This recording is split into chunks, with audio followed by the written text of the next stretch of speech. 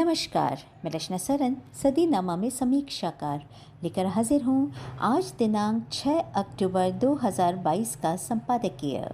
मध्य भारत में स्थित भारत का प्राचीनतम क्षेत्र बुंदेलखंड आज अपने विकास के लिए तरस रहा है। कारण बहुत स्पष्ट है कि ये दो राज्यों में बटा हुआ है, मध्य प्रदेश और उत्तर प्रदेश। दुखद है कि दोनों ही राज्य इस क्षेत्र के प्रति अपनी जिम्मेदारी नहीं निभा रहे हैं और इसी के संदर्भ में है आज का संपादकीय इत जमुना उत नर्मदा इत चंबल उत टोंस सिगनो बुंदेलखंड हमको हौस, जिसे लिखा है सदीनामा के उप संपादक राकेश अचल जी ने।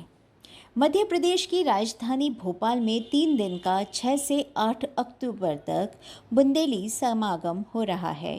यह आयोजन भावनात्मक आयोजन है। इसमें बुंदेली खान पान, गीत संगीत और संस्कृति की बात होगी, यानी ये सम्मेलन एक अराजनीतिक सम्मेलन है।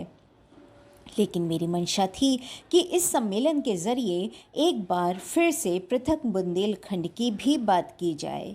बुंदेलखंड दो पाटों के बीच में पिसता गेहूं जैसा भूभाग है, आधा मध्य प्रदेश में और आधा उत्तर प्रदेश में। शायद इसीलिए इसके प्रति किसी भी प्रदेश की सरकार उत्तरदायी नहीं है। आज़ादी के 75 साल बाद भी बुंदेलखंड के भाग्य नहीं जागे हैं। हालांकि कहने को इन वर्षों में इस इलाके का तथाकथित विकास हुआ है, लेकिन इस विकास का फ़ायदा यहाँ के नवनिर्वाचित जनप्रतिनिधियों के अलावा किसी को नहीं मिला। इन 7 दशकों में पृथक बुंदेलखंड की मांग भी लगातार की गई, तो ये मांग अपनी पूरी शक्ति के साथ सामने न आने के कारण आज तक पूरी नहीं की गई। बुंदेलखंड को केवल फर्जी और अल्पजीवी विकास प्राधिकार बनाकर इसका भला कर दिया गया है। राज्यों की सीमाएं आदिकाल से नदियां तय करती आई हैं, इसीलिए बुंदेलखंड की सीमा को भी इन्हीं नदियों से रेखांकित किया गया।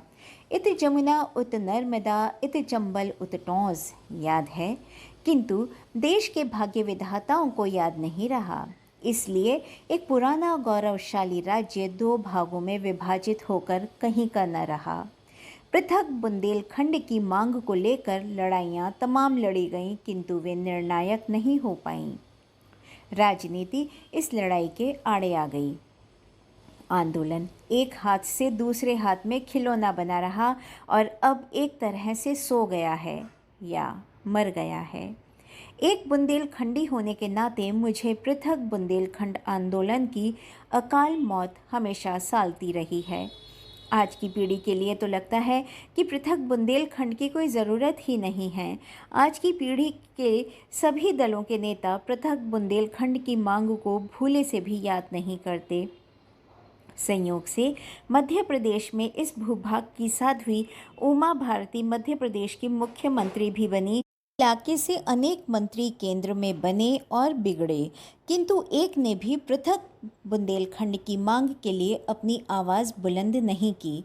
बुंदेलखंड की मांग को लेकर हमने भी अपनी युवावस्था में तमाम आंदोलन किए, लेकिन कामयाबी हमसे कोसों दूर रही, क्योंकि इस आंदोलन के पीछे जनता तो थी किंतु नेता नहीं थे।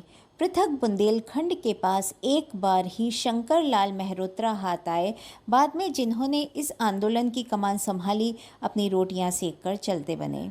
बहरहाल मध्य प्रदेश के बुंदेली समागम के ज़रिए मैं इस पुरानी मांग को दोहराना चाहता हूँ। हालांकि इस आयोजन से मेरा कोई सीधा रिश्ता नहीं है, किंतु मेरा आग्रह है कि आयोजक बुंदेली साहित्य, संस्कृति, भाषा, भूषा के साथ ही पृथक बुंदेलखंड की मांग पर भी विचार करें।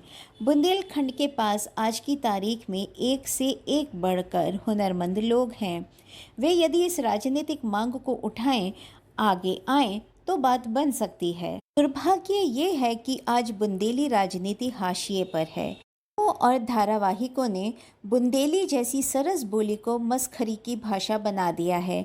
बुंदेली यानी दारोगा हप्पू सिंह की बोली, जबकि ये होना चाहिए था कि आशुतोष राणा की बोली होती।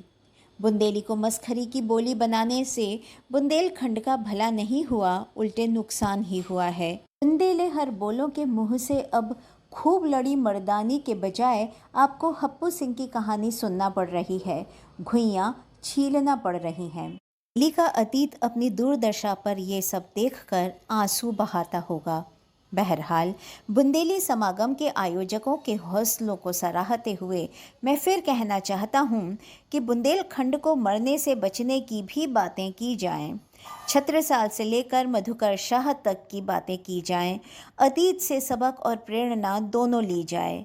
यदि ऐसा न किया गया तो बुंदेलखंड से जैसे मुगल तानसेन को छीन ले गए थे, प्रवीण राय को ले गए, वैसे ही आज की प्रतिभाओं को भी छीन लेंगे या उन्हें अपना बनाकर बुंदेलखंड को श्रीविहीन कर देंगे। अतः बुंदेलखंडियों जागो, अब आंदोलन की ताकत के साथ ही वोट की ताकत का इस्तेमाल करो। वोट की ताकत से ही अतीत में नए राज्य बने हैं और भविष्य में भी बनेंगे। जागो बुंदेलखंड जागो। राकेश अचल, सह संपादक। तो दोस्तों, ये था आज का संपादकीय। कल फिर एक नए विषय पर नए संपादकीय के साथ फिर से उपस्थित होंगे। तब तक के लिए नमस्कार।